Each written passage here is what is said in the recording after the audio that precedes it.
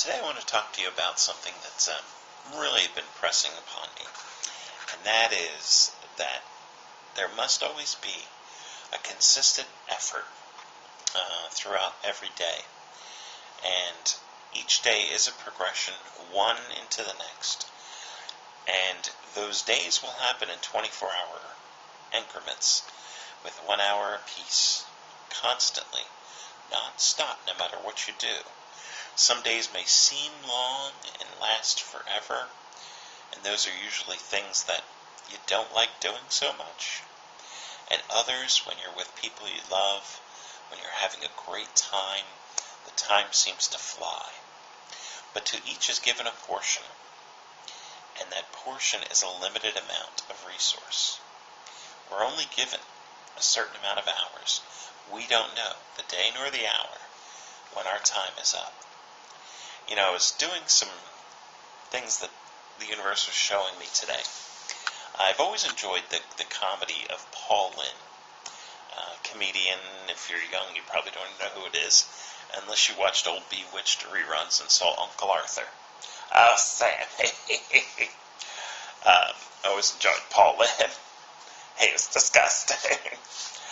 Or if you watched Penelope Pit Stop, he was the villain. Anyway, Paul Lynde died in his 50s, tragically. Had a heart attack after taking some poppers, which are kind of like a cocaine little sniffer for the nose.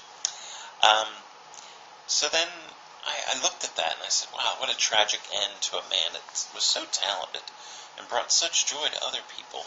And he died a bitter man of a heart attack in his house in Beverly Hills alone. There might have been someone with him, but nobody called the police. They found his body a day or two later. Tragic end to a man that brought such joy and levity to a lot of people's lives, including my own. But then I looked at how old he was, and he was 56 years old when he died. And then, for some reason, I said, I wonder how old everyone else was that died on that show. And I found something really interesting. The two gentlemen who played Darren, Dick Sargent and Dick York, Elizabeth Montgomery, who played Bewitched, she played the witch, Samantha, and the mother, Agnes Moorehead, who played Andorra, all died of cancer,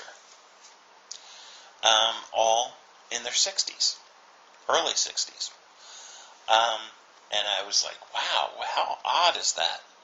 How rare that everyone associated with the show, except for little Tabitha, who's still alive and well, died of cancer. One was colorectal cancer, one was uterine cancer. There was just, and even the first Darren, who was Dick York, who was a very talented actor, he died of cancer, and he had gone to Michigan to live with his family, died in his 60s.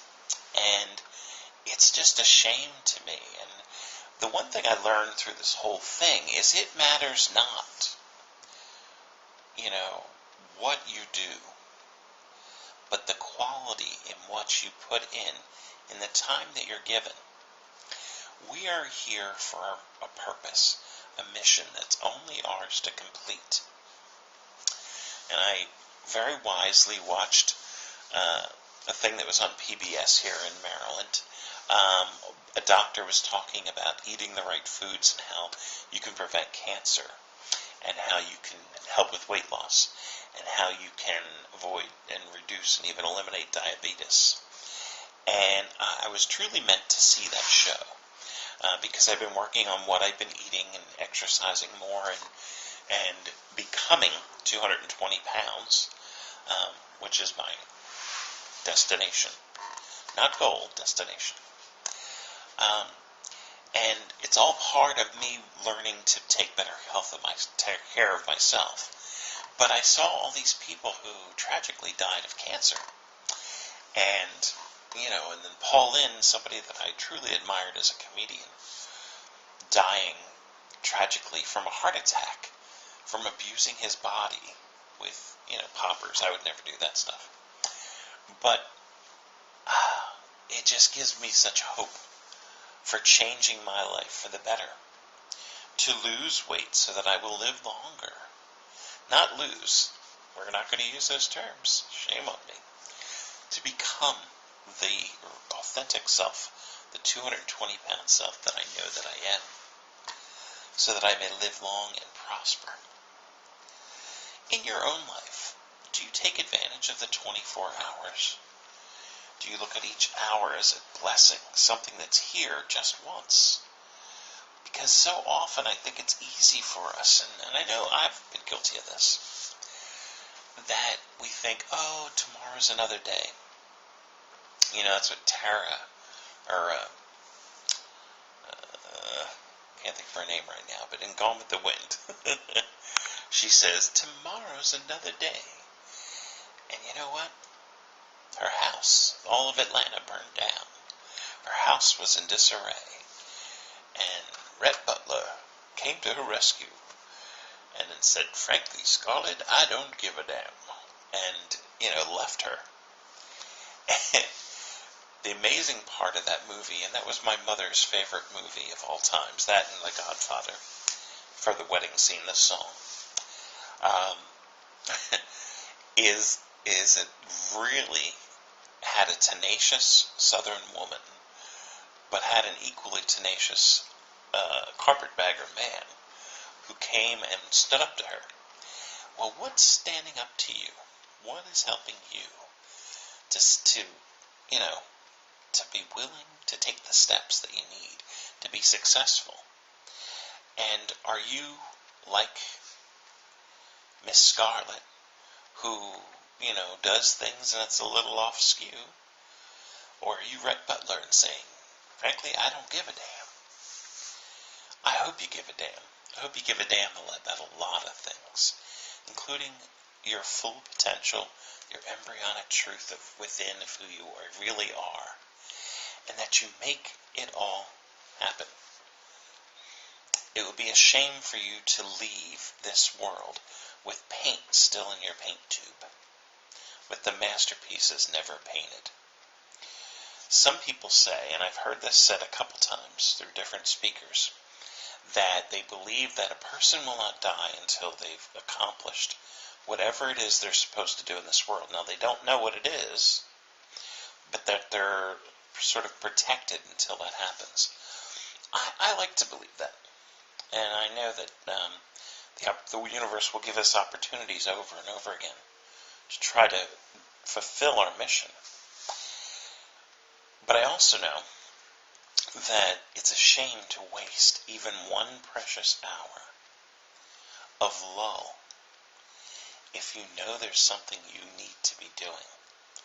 If subconsciously you're telling yourself, you need to do this, you should be doing this, it's because you placed a desire within yourself where you want to be. And your brain, your subconscious mind is telling you, we need to do this, and we need to do this, and get that body in motion because we need to do this. This is what we go through when we decide, we truly make a decision to take the next step.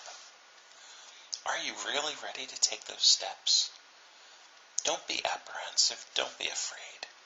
The hours will go by. They will never come back again.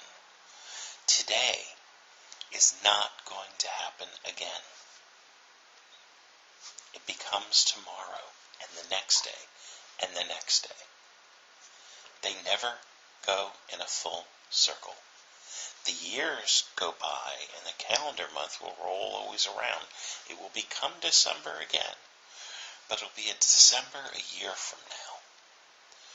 How much different will your life be a year from today?